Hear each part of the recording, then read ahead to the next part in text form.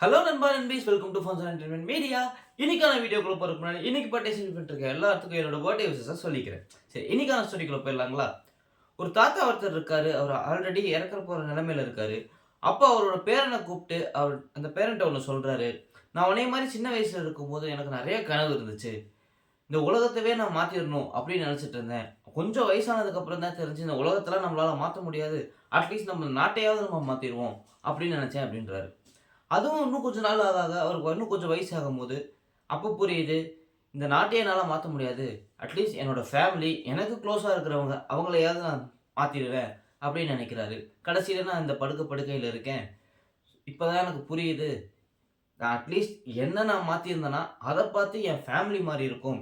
அத பார்த்து இந்த நாடு மாறி இருக்கலாம். மேபி ஏன் இந்த உலகமே மாறி இருந்திருக்குமோ என்னமோ! அப்படின்னு சொல்லி முடிச்சுட்டு இறந்தும் போயிர்றாரு. So moral of the story என்னன்னா, இந்த உலகத்த மாத்தணும்னா ஃபர்ஸ்ட்டு நீங்க உங்கள மாத்துங்க. உங்கள நீங்க மாத்துனீங்கன்னா, அந்த உலகம் தானாவே மாறும்ன்றத சொல்லிட்டு இந்த வீடியோவ நான் முடிச்சுக்கிறேன்.